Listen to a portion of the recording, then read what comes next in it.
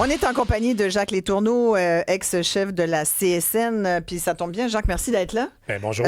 Parce qu'il y a un sondage de la CSN là, qui est sorti. Oui. Un sondage, en fait, de la firme Léger pour le compte de la Confédération des syndicats nationaux, dont tu as été longtemps le président, et qui confirme que, tu sais, on a posé la question, je trouve ça toujours intéressant, parce que ça nous amène, d'ailleurs, Olivier, à poser le même genre de questions à nos auditeurs.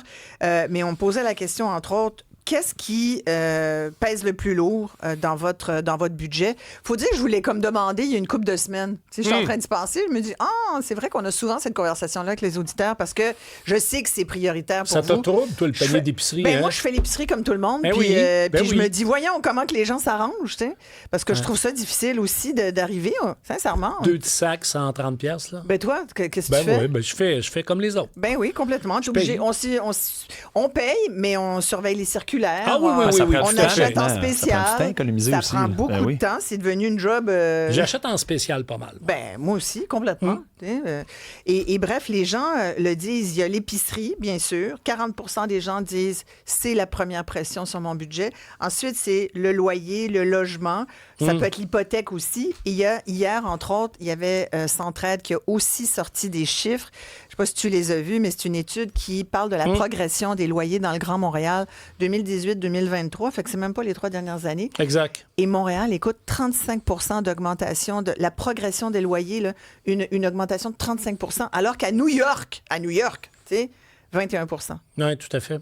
Fait que ça veut dire que les gens ont de la misère à arriver. Ça, c'est la classe moyenne, le monde qui travaille, là, qui dit... Et c'est pour ça que je suis étonnée qu'on n'en entende pas plus parler de ces sujets-là. Oui, on en parle un peu quand même. Un peu. Quand même. Mais est-ce qu'on en parle assez? Non, mais des fois, on aime mieux parler de d'autres affaires, de d'autres bébelles. Là, tu sais. La quoi? La Constitution du Québec? Ah, peut-être.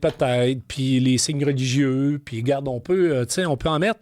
Mais en fait, parce que ça pose une question fondamentale, c'est celle de la répartition de la richesse. Exact. Puis je le sais que le monde n'aime pas ça. On est trop taxé, on est trop imposé. La classe moyenne, oui, c'est vrai, beaucoup.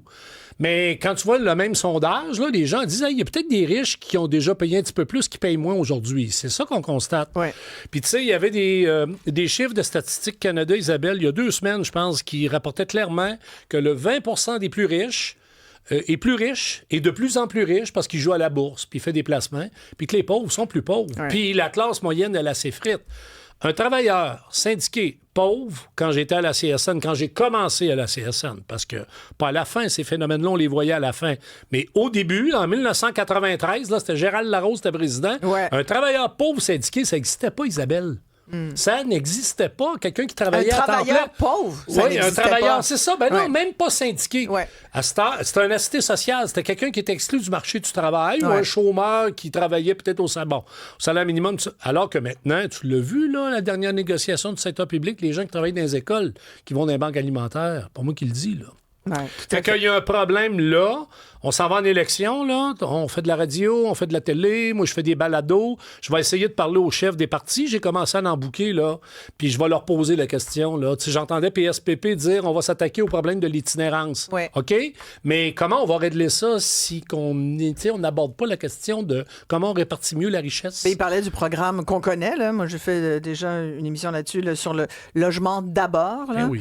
Non, mais il faut financer ça. Tu sais, je veux dire, à un moment donné, l'argent, il faut qu'il vienne de quelque part. De ta poche à toi, la mienne, puis celle des auditeurs. Là, je vais avoir l'air d'Éric Duhem, là, mais c'est ça la réalité. C'est qu'à un moment donné, les gens sont plus capables. Puis en mais plus, l'as-tu lu son livre, Éric Duhem? Je l'ai pas lu, mais j'ai fait un débat il y a pas si longtemps à Villemur avec lui. C'était belle fun. Mais il faut que tu le lises. Je vais le lire. Sincèrement, très intéressant. Je vais le lire. Il est très intéressant. Oui, mais en même temps, tu sais, je sais, Éric, il dit souvent plus de privé en santé, là. Alors que si tu baisses, déjà là. On est déjà là. Puis moi, je lui disais, Éric, l'autre fois, toi, tu dis baisser les impôts, baisser les taxes, puis plus de privé, mais il faut que tu dises au monde qu'ils vont être obligés de mettre plus la main dans leur poche. Parce qu'il y a moins de services publics. Dans le privé, c'est pas gratis, ça. Mais si tu baisses les taxes d'autant, tu comprends? Oui, mais si t'envoies plus de services dans le privé, tu vas être obligé de payer. Faut que tu payes pour les modus de services. Mais c'est pour ça qu'il faut à ce moment-là qu'il y ait une correction sur les impôts qu'on paye. On peut pas payer à 2 places. C'est ça que ça veut dire. Mais souvent, les baisses d'impôts, tu sais qu'est-ce que ça donne dans tes poches. On sait bien, tout à fait. On a Kevin qui est au bout du fil. Bonjour, Kevin. Bonjour. On vous écoute. Oui, je vous appelle pour un cri du cœur, un cri, j'ai envie juste de vous parler de la classe moyenne, puis je suis le public cible. Juste donner un exemple, parce que juste des chiffres vraiment bien simplistes. Là. Mon loyer me coûte 2000, la bouffe me coûte 2000 par mois.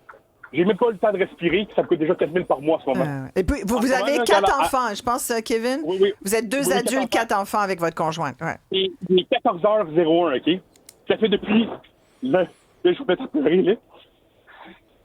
Allez, désolé. Oh. Depuis lundi passé que je travaille, c'est 14 heures par jour. Désolé, je pensais pas que j'allais pleurer. Je pensais vraiment pas que c'était pas ça mon plan. Non, je sais, on est à fleur de peau tous. Hein? Ben oui, c'est une journée comme ça. Vous faites quoi, Kevin, comme emploi? Ouais. Je suis camionneur. Je mange une fois par jour parce que j'en laisse au là. Excusez, faut le mettre calme. OK. Voyons, je pensais pas pleurer. C'est pas grave du tout. On vous écoute, Kevin, puis on est je pense qu'il y a beaucoup de gens là, qui attendent la suite parce qu'ils se disent « Ouf, moi, je suis un peu comme Kevin. » Allez-y, oui. OK, j'ai 4 enfants. J'habite à Joliette. J'ai pas le choix d'avoir 2 véhicules. OK, c'est vrai, j'ai fait des mauvais choix dans ma vie, OK? J'ai 2 véhicules à paiement. Là, la réponse facile, ça pourrait être « Tu pourrais t'en débarrasser. » Oui, mais j'ai pas d'argent pour acheter un petit char. Puis oui, j'ai été dans les moments où le taux d'intérêt était raisonnable. Fait que j'ai comme pas le choix de durer ma situation. Puis, mais ma situation, je comprends mes mauvais choix. Il y a quelques mois, c'était correct. Il y a 2 ans, c'était correct. Parce que mon loyer pouvait me coûter 1000 $. C'était correct. Aujourd'hui, il faut des loyers à 2000. À 2000, comme je répète, là, c'est minimum 500 par semaine avec 4 enfants. Je m'en vais acheter 2, 3, 4, 5 affaires. Ça dépasse 100 à 150 $. Le lait, il est rendu 12 $. C'est insensé. Pendant que moi, j'entends le monde dire...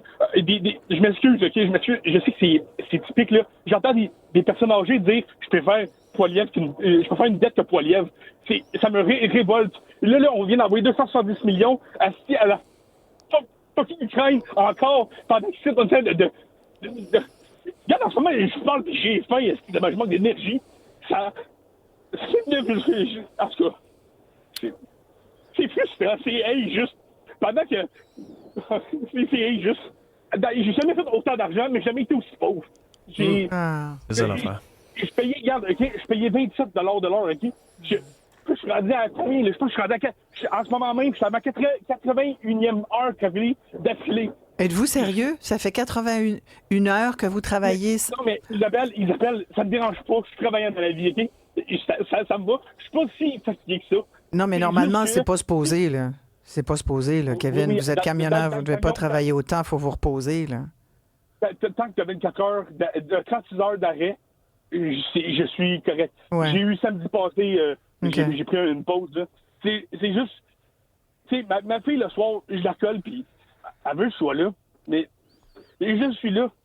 Mais je néglige mon sommeil parce que je veux avoir du temps avec les enfants. Ben non, c'est sûr. Est-ce que votre conjointe travaille aussi à l'extérieur ou avec 4 enfants? Elle travaillait, mais on a fait le choix. Mais elle était aux études pour être infirmière auxiliaire, justement. Oui. Puis ça, c'est... mon Dieu, je prends une bonne d'antenne, là.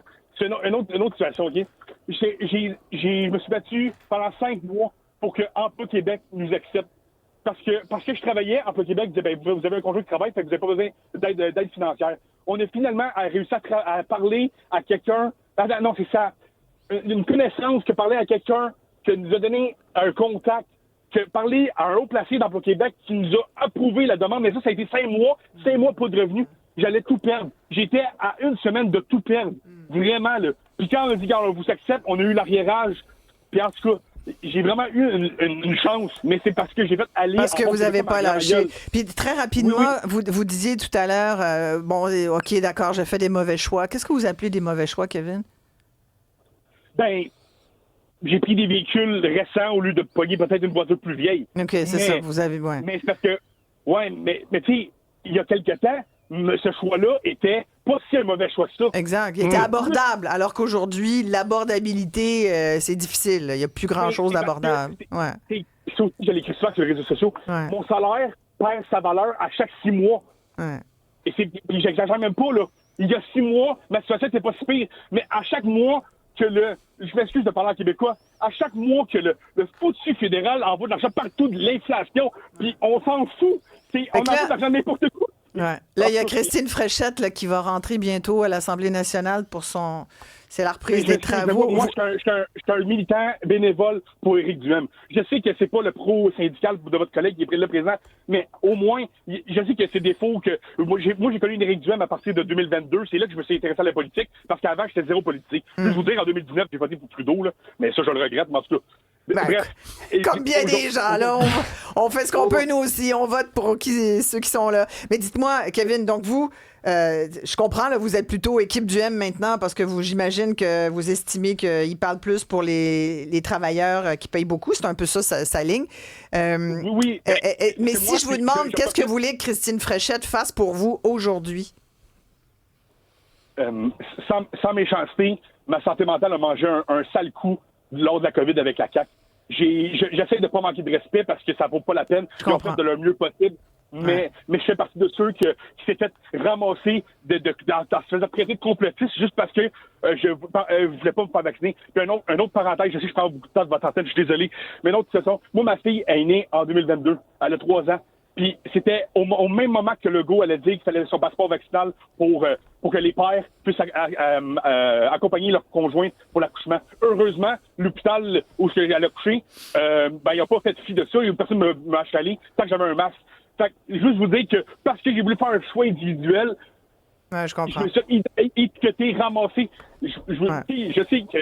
En tout cas, on doit se laisser, mais en tous les cas, Kevin, j'entends bien ce que vous dites. Puis, oui, absolument. On retient tout votre cri du cœur de travailleur, père de 4 enfants, dans une famille où vous essayez d'arriver, puis avec 2000 de loyer, puis 2000 d'épicerie par mois, c'est difficile. Puis je pense qu'il y a bien des gens qui sont dans votre situation. Merci beaucoup d'avoir pris le temps de nous parler. Merci bien. Merci beaucoup. Wow. Oui, c'est quelque chose. Mais c'est pas étonnant. Je veux dire, ça confirme quand même qu'il y a des humains, là, par rapport aux chiffres que le sondage présentait tantôt. Il y a du monde, là. Il y a des hommes, des femmes, des gens qui sont désespérés. Complètement. Puis qui savent plus trop. Puis j'enlève rien à Duhem puis au Parti conservateur. Je fais même pas de partisanerie là, dans ce que je vais dire, mais les gens, à un moment donné, ils essayent d'autres affaires. Comme ils ont essayé Trump aux États-Unis. Mais complètement. Parce qu'ils pensent que bon lien, ça va... Exact. Parce que c'est la classe moyenne, puis on s'en balance. Puis, à un moment donné, avec la mondialisation, l'ouverture des marchés aux États-Unis, on leur a dit « les emplois industriels disparaissent, mais ça va être remplacé par autre chose. » Les gens attendent encore le autre chose. Exactement. Puis pendant ce temps-là, ils sont au salaire minimum. T'sais. Là, tu as des politiciens qui profitent de cette espèce de petite brèche, puis ils se disent, nous, on arrive, puis on va donner plus de pouvoir aux... Duhem, qu'est-ce qu'il dit? C'est ça qu'il dit, Éric Duhem. Il dit plus de pouvoir aux citoyens, moins d'intervention de l'État, plus être autonome aussi, moins dépendre... moins centralisé du fédéral. Non, moi, je vraiment pas. Oh, mon Dieu. Oh, non. T'as jamais pensé ça, toi, faire de la politique partisane? Oui, plusieurs fois. Ah mais pas avec les conservateurs. Ah, je sais pas. Non. Mais j'ai plus de plaisir ici à parler. Mais la politique est un magnifique outil. Le problème, c'est la partisanerie qui vient avec. Mais c'est dur, c'est dur. On va s'arrêter ici. On est en compagnie de Jacques Letourneau, bien sûr. N'hésitez pas à nous faire part de vos commentaires. Puis si vous avez des cris du cœur, si vous avez envie de nous dire comment vous vous sentez aujourd'hui. Imaginez si le Canadien n'était pas en 2e ronde de série. J'allais dire la même chose, puis j'ai plusieurs témoignages. Oui, en effet. Une chance que ça va bien, ça glace, parce que sinon... Soyez patient, tout le monde, on va vous lire au retour un 877-827. Un ou deux, parce que de toute façon, c'est excellent. Là, elle se lève, Mme Fréchette. Écoute, au retour, parce que je pense qu'on a à peu près 4 minutes. Vas-y avec un ou deux. Écoute, quand on entend ça en parlant du commentaire de Kevin tout à l'heure, ça donne juste envie de se révolter puis de renverser le gouvernement, tout simplement. Ça n'a aucun sens. Voilà. On va prendre une petite pause, le temps de laisser Mme Fréchette s'installer. On aura sans doute un extrait de son discours au retour et les commentaires de notre chroniqueur Jacques Letourneau et vos commentaires aussi à vous. Qu'est-ce que vous attendez de nos politiciens en ce moment? C'est une question très large. Allez-y donc comme vous voulez. On vous écoute aujourd'hui, comme hier et demain. Mais aujourd'hui, vous pouvez nous dire ce que vous aimeriez bien que Mme Fréchette fasse pour vous. À tout de suite.